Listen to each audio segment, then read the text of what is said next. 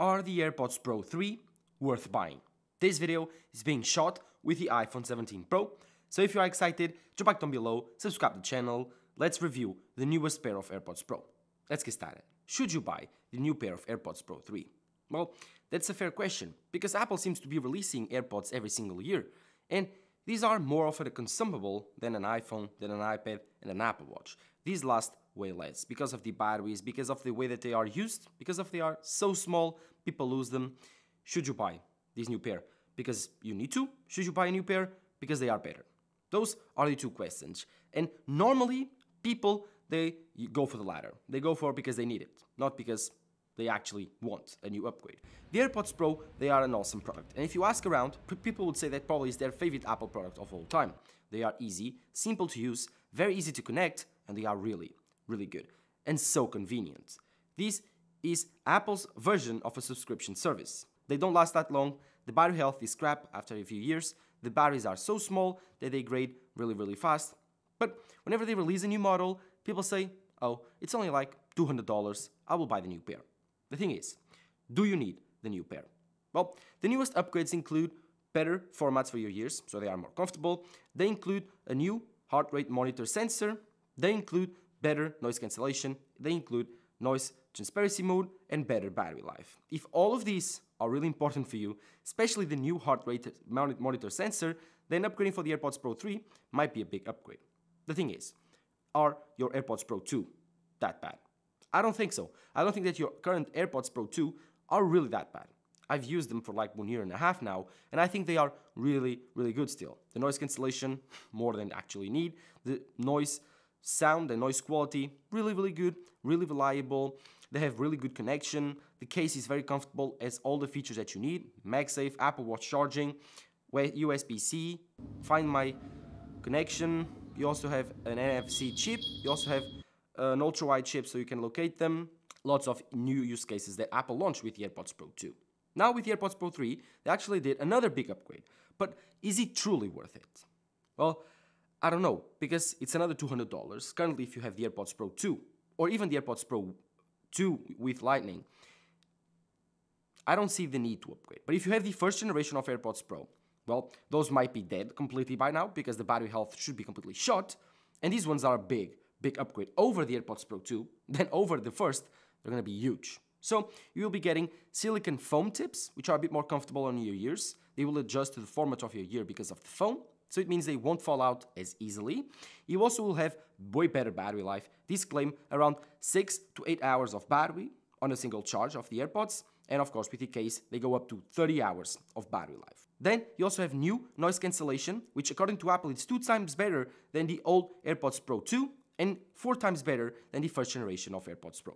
Apple, they talked about the newest feature of the AirPods Pro 3 being the new heart rate sensor. And here, I might say, I'm kind of in the clouds, because I think that this is a gimmick. Again, I own an Apple Watch, and I have the AirPods, and have my iPhone. Even if I didn't own the Apple Watch, why do I need an heart rate sensor on my AirPods?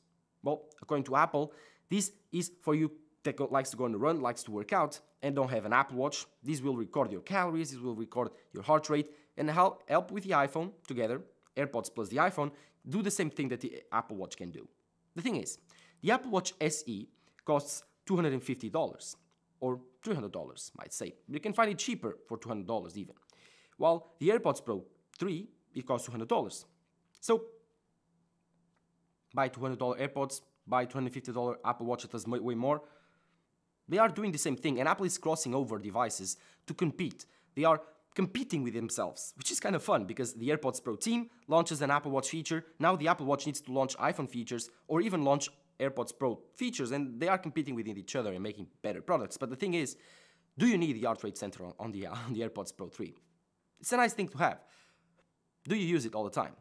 I don't, at least, because I don't like to run with my AirPods without my Apple Watch, because I don't like to run with my iPhone, so I control my music through the Apple Watch, not my iPhone. So, you understand what I mean? It's like a redundant feature. Yes, it's cool. Yes, it gives you a bit more accurate results if you pair the Apple Watch with the AirPods and with the iPhone, but it's, for most people, a gimmick. And so, Apple marketing it as the biggest feature of the AirPods Pro 3, you know, it's not that noticeable.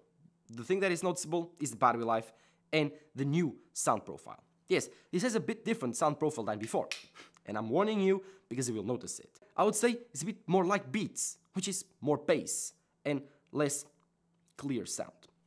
It's weird, but whenever you put them on and you listen to them for the first time, you'll think, haven't I listened to this sound profile before? And then you put a Beats pair of on, and you'll say, that's it. Apple bought Beats, and they now, I don't know how many years later, they put their sound profile on their AirPods. Don't. I prefer the way that the AirPods Pro 2 sound, for my opinion, has for the AirPods Pro 3. They sound really, really good. They sound okay, and there's lots of people that love this bassy sound. I don't, but I'm not an audio guy. I'm not an audiophile, so I'm not worried about that. I still love the way they sound. I'm just pointing out on the review that these sound a bit different than the older AirPods. If you are used to those sound profiles, switching to these, it will get a bit to get used to, a bit more bass, but you can EQ them up on settings, so there's no problem on that. As for the case, this is a very, very similar case, but with a difference. This is a bit bigger. Let me see if I can grab a bit of the older case to show you. This is the older case of the AirPods Pro 2, and here they are, as you can see, and this is the newer case. And I don't know if you can see here on the video side by side, but this one is a bit taller and a bit larger. Just thicker, larger, and taller. It's a very, very small difference, but you can notice it. As for the front of the case, you also here have an LED. Here you also have an LED, but it will shine through the plastic and you won't be able to see it whenever it is not shining. Another big difference. Oh, another thing that I also notice, I think that this case is a bit more rounded, while this one is a bit more flattened. Another difference. And yeah, definitely thicker, for sure. As for the bottom, they both have USB-C, they both have the same speakers and microphone system, and the same clanging method that you can see right here. Other than that, they're pretty much the same. Oh, on the back, one thing that I forgot, you also have the pairing button right here, and here, no more pairing button. So, another difference between the Pro 3 case and the Pro 2. But on your pants pocket, you'll notice the size difference, so that's okay.